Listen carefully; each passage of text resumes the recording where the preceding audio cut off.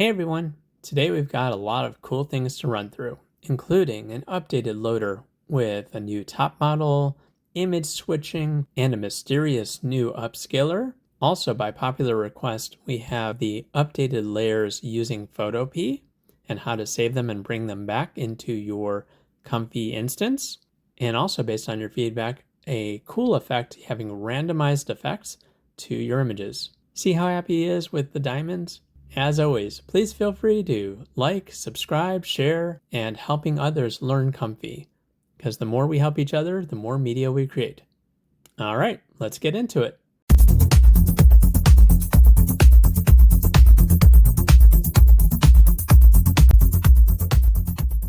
Okay, first we're going to talk through a few updates to the loader. I'm now using a new model. It is the Core Daemon model that was just released. It's actually our top scoring model in the top 10 for SDXL models. We also have two different rendering configurations.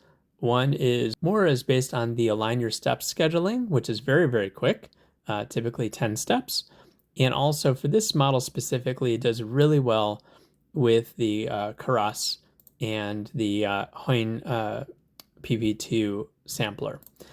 And so you'll see that we have two different images here. Now, of course, when you want to be able to swap back and forth fairly quickly, the question is, well, how do you do that? So we have in Chris Tools, which is obviously the same as your resource monitor, a switch image node, which is actually really easy to use. You basically just pop your two images in and then use this toggle to flip on and off to which image you want to use. True, false, right? Very, very simple, very, very quick.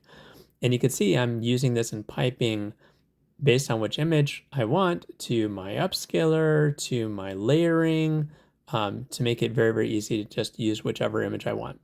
It's very quick. I really like it a lot.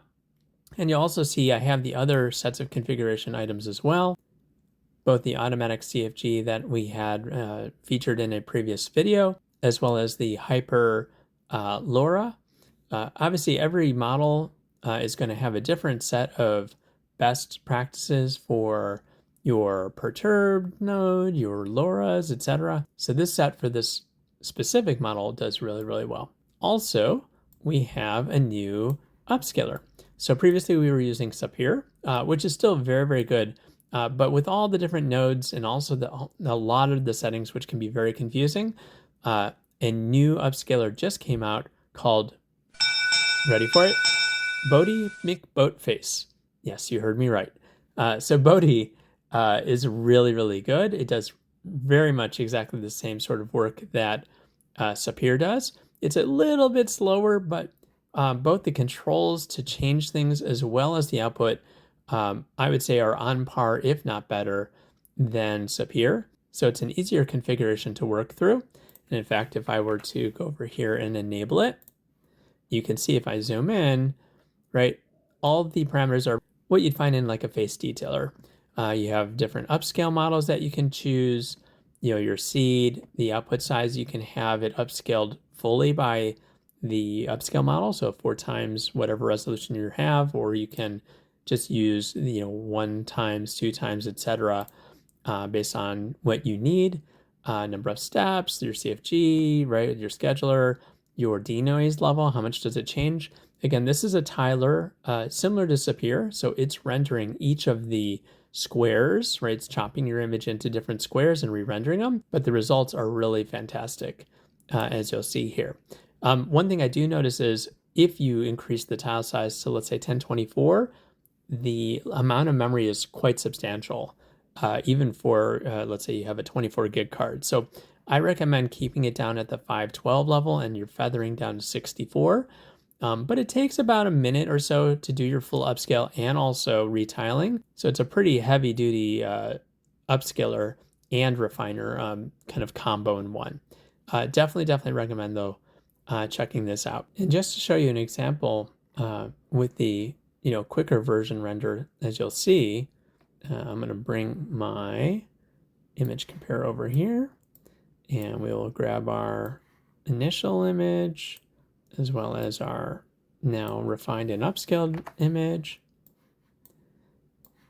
Right, if I go over here and I zoom way in, you can see you're adding a lot of extra detail, right? You see like even the brush here and the wood grain without it affecting your background bokeh or any other blurring. So like I said, it does take a little bit of time, about a minute on my machine. It's going to be different per machines, but the level of extra detail that's being provided is pretty substantial. So I definitely recommend this over Sapir right now. So Boaty is now in its third generation right now, and you can see it's download a custom node under Mara Scott. So if you search that, you'll have that. And of course, as always, we'll have the links in the description of this video.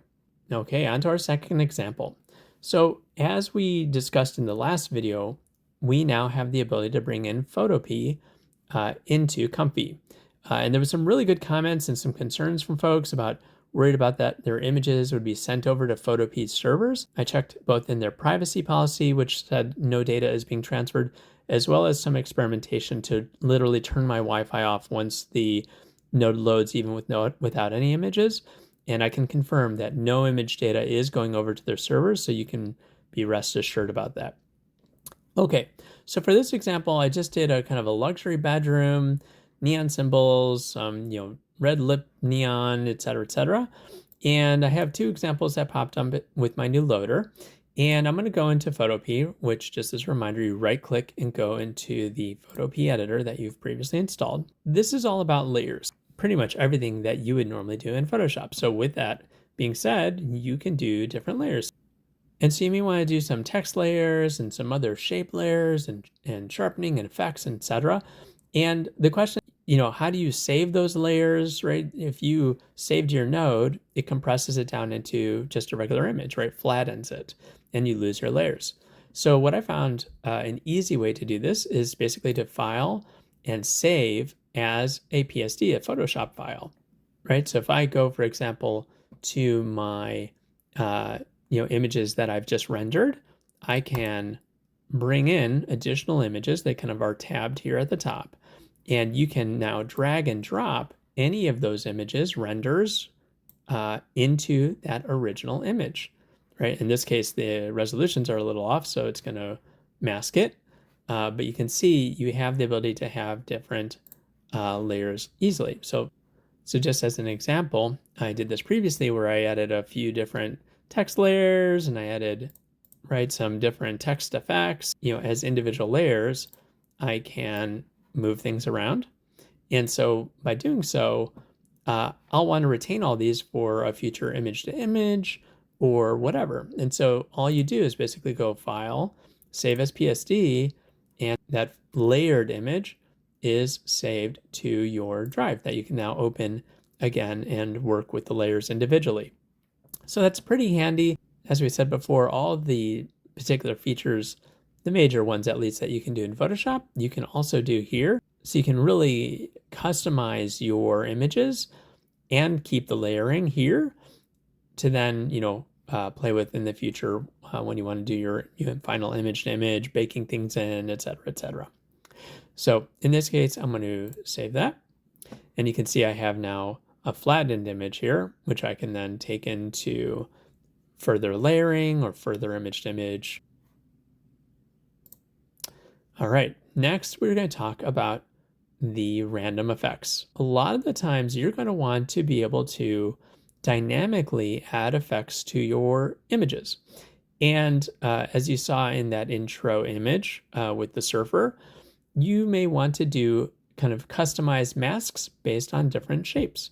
But the question is, well, how do I randomize it, right? Once you run your workflow, you are kind of specifying, if you're doing a sort of overlaying, you're specifying where that image is and where it's going to be located, and it's pretty static. Well, you have the ability, as always, to add a random input to any particular field. So in this case, I have, using the Comfy Roll Studios, I'm just drawing a circle shape, and you can see I'm overlaying that on top of a just bigger white rectangle, right? So I have a kind of a bigger white rectangle, and I'm now placing the circle on there. Now, normally I would have to move the shape around by manually specifying that, XY coordinate, which is fine for, an initial placement, but it's not really dynamic, right? You want to be able to make a dynamic kind of placement every single time.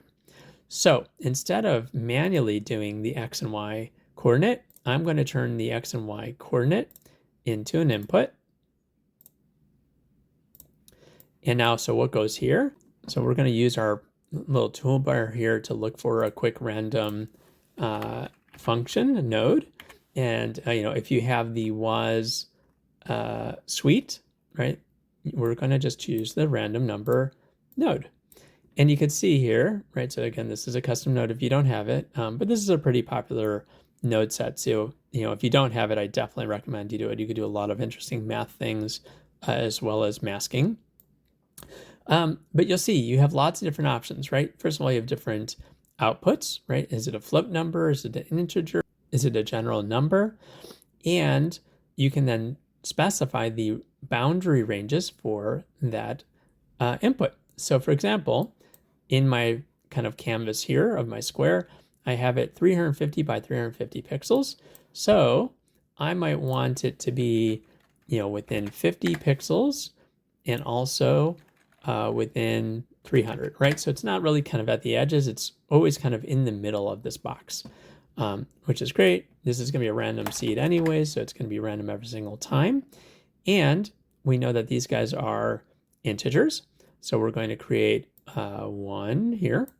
And then, of course, we could, do this here, but that means then, of course, it's always going to be in a line, right? Because the numbers, the X and Y coordinates are going to be exactly the same. But we want it to be fully random. So we're going to create a duplicate.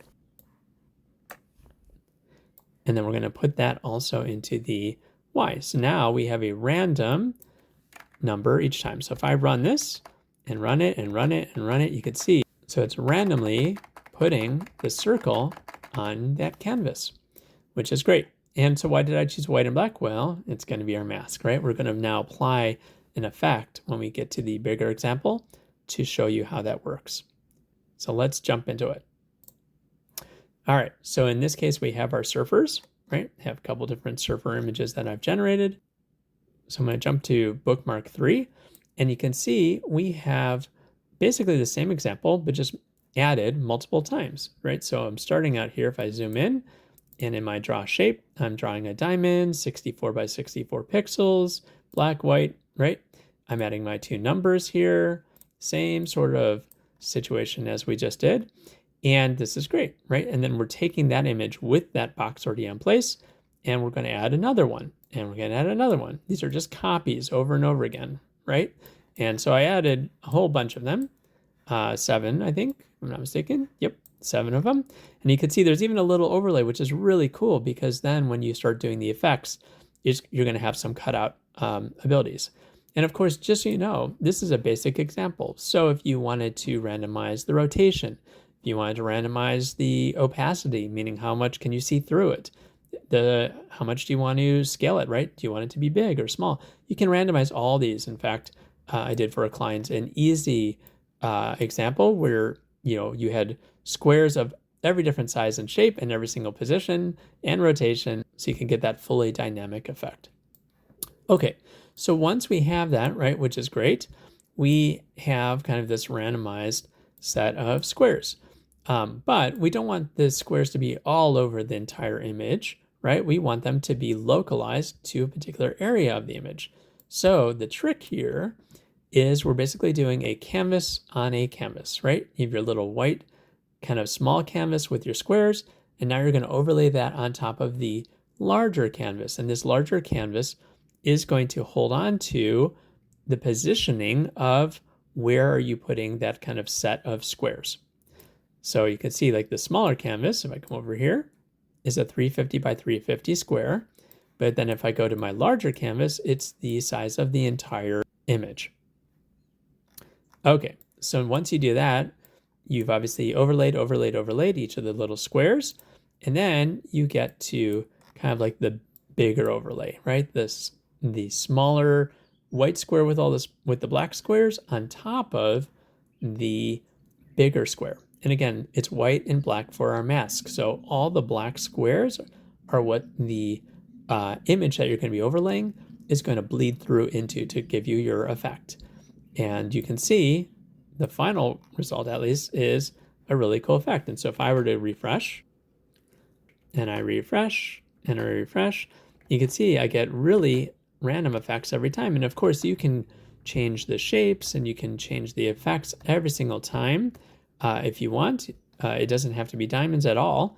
In fact, if you look at the that draw shape node, and you can use random shape nodes and gradient nodes, you can see there's a lot of different options also that you can choose for your different shapes. So you have a lot of different flexibility there. How did I get this cool little pattern, right? This yellow and blue type pattern.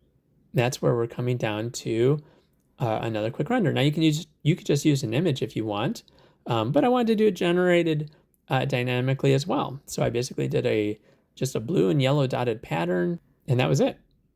And so I don't have to overlay it in layers or any of that kind of stuff, but basically I pipe this pattern to a node also in that WAS node suite called Image Blend by Mask. So you're basically saying I'm blending my image, but I'm using a mask to control what's actually going to appear and what's not going to appear.